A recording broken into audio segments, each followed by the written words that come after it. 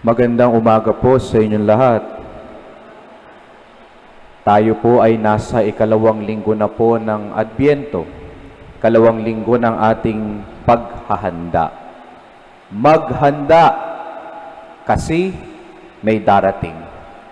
Tayo pong mga Pilipino, kapag may darating na bisita, lalo't ito'y mahalagang bisita, pinaghahandaan talaga natin ang kanilang pagdating.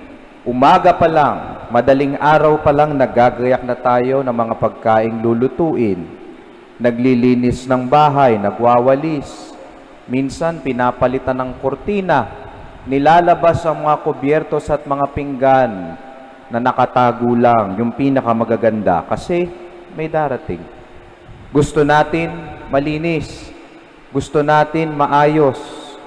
Gusto natin komportable ang mga bisita natin. Yung wala silang masasabi. We want them to have a pleasant experience when they visit us. Pero, pagkaalis ng bisita, paano na? Balik ba sa dati? Opo, mahalaga ang maghanda kapag may darating na bisita. Pero hindi lang naman tayo naghahanda, naglilinis, nag-aayos dahil may darating. Hindi ba't dahil iyon ang tamang disposisyon? Yun ang tamang disiplina, may bisita man o wala. Na kahit may biglaang darating na bisita na hindi mo inaasahan, hindi sila papasok sa bahay at sasabihin natin, "Naku po, pagpasensya nyo na po ha, hindi ho kami nakapaglinis. Hindi ho kami nakapag-ayos. Hindi ho kami nakapaghanda. Pasensya na po." Instead of welcoming our guests with anticipation and joy, we welcome them in shame and embarrassment. Kapatid, kapag may bigla ang bisita ka ngayon, kumatok ngayon sa bahay mo, handa ka ba? Matutuwa ka ba? O mahihiya ka? As I've said earlier, if there is one word that stitches all the readings today, it is the word preparation. The Advent season is all about preparation. But not only for the coming of Jesus in the flesh. We are all too familiar with that, with all our Christmas preparations. Proud pa nga tayo dun eh. We have the longest Christmas season, from September 1 hanggang January. But ironically, we often neglect the preparation the season entails. Sa totoo lang po, madali ang maghanda sa Pasko, the coming of God in the flesh. Nakaset na iyon eh. December 25, taon-taon. Alam na natin yun. That's only one day in a year. Mas mahirap ang maghanda para sa ikalawang pagdating ni Jesus na pinapaalala din ng panahon ng Adbyento. His second coming na walang takdang oras at takdang araw. Kaya kailangang maghanda. Paano tayo maghahanda kung hindi natin alam kung kailan siya muling darating? Dito po papasok yung sinasabi kong disiplina. Ang tamang disposisyon bilang Kristiyano sa paghahanda. May bisita ka man o wala. Yes, we are preparing for His first coming this Christmas. But we need to prepare for His second coming as well, wherein anytime He will come in judgment. And so, we have to prepare a home, a worthy dwelling place for the Lord, na kahit na anong oras at kahit anong pagkakataon, handa tayong papasukin siya at hindi tayo mahihiya. Brothers and sisters, we have to prepare for His second coming. How? By being prepared for His daily coming. Araw-araw pong kumakatok ang Diyos at dumarating sa buhay natin. Hindi lang ho natin napapansin. Kung bulag tayo sa Kanyang araw-araw na pagdating, Kung sa araw-araw niyang pagbisita, laging madumi, laging makalat at magulo ang mga puso natin dahil sa kasalanan, magiging bulag din tayo sa araw ng paghuhukom. Magulo at madumi ang disposisyon. Kaya imbes na galak ang pagsalubong natin sa Kanya, hiya at takot ang makikita niya sa ating mga muka. Jesus' daily coming is often the most neglected in our preparation as Christians. But this is crucial because the daily coming of Jesus is the road that connects the first coming of Jesus in His incarnation to His final coming in judgment. Kung paano ho tayo naghahanda sa araw-araw niyang pagdating, yan din ang paghahanda natin sa Kanyang huling pagdating. How we prepare for His daily coming, that is our preparation for His final coming. Abay, kung maghahanda ka lang, kung kailan alam mo ang araw ng muli niyang pagdating, mawawalan ka na ng panahon, mawawalan ka na ng pagkakataon.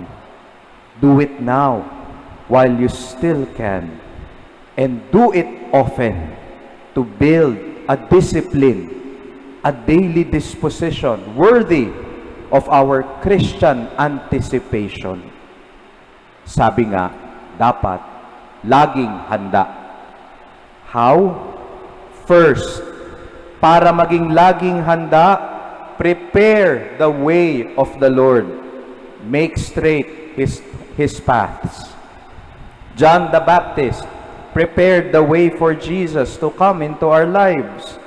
Sa ating unang pagbasa, sinabi doon, fill in the valleys, level the mountains and hills, transform cliffs into plains. In other words, remove all the obstacles that get in the way of our meeting with Jesus. Kailangan nating tanggalin lahat ng sagabal, lahat ng kalat, lahat ng madumit, magulo. Ilawan lahat ng mga madidilim na sulok ng ating puso na pilit nating itinatago dahil sa kasalanan. Nakakahiya naman kung yan ang bahay na dadatnan ng pinaka-importante nating bisita. May panahon pa. God is calling us for a metanoia, a radical transformation in our way of living, a radical turning around. May tinatalikuran ka at may bago kang haharapin at patutunguhan. In our second reading, sinabi ni San Pedro, one day is like 1,000 years for the Lord. His timing is always perfect.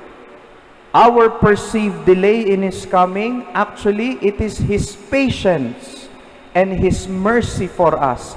Binibigyan niya tayo ng pagkakataon para magbago. Metanoia, to clean up before He comes. Prepare the way of the Lord. At ikalawa, para maging laging handa, proclaim His coming.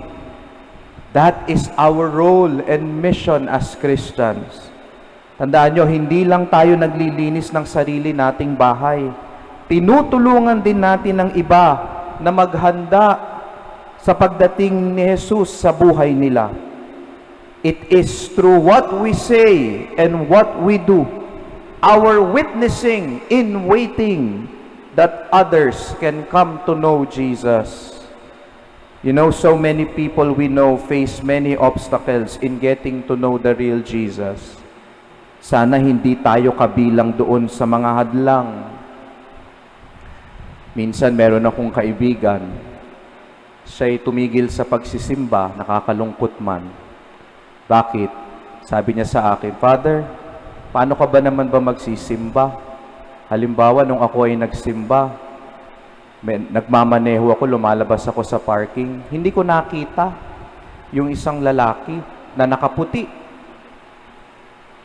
Tapos, nung muntik ko na siyang mabangga, nagsosorry naman ako. Pero bigla akong minura. Kakatapos lang ng misa. Sabi ng kaibigan ko, Katoliko ka pa naman, bakit ka ganyan? Lagi natin tignan ang ating mga sarili. Baka madumi at makalat na naman ang daratnan ni Jesus. At kung napanatili nating malinis ang daratnan niya, tandaan, hindi ikaw ang bida. One mightier than I is coming after me. I am not worthy to stoop and loosen the thongs of his sandals. Yan ang mga salita ni San Juan Bautista. Dapat yan din ang ating disposisyon in proclaiming his coming. Mga kapatid, maghanda kasi may darating. Madali ang maghanda sa Pasko, pero ang tunay na sukatan ng kahandaan ay ang mapanatiling malinis at busilak ang kalooban, ngayon, bukas at magpakailanman. Handang tumanggap ng sinuman, anong oras at pagkakataon man.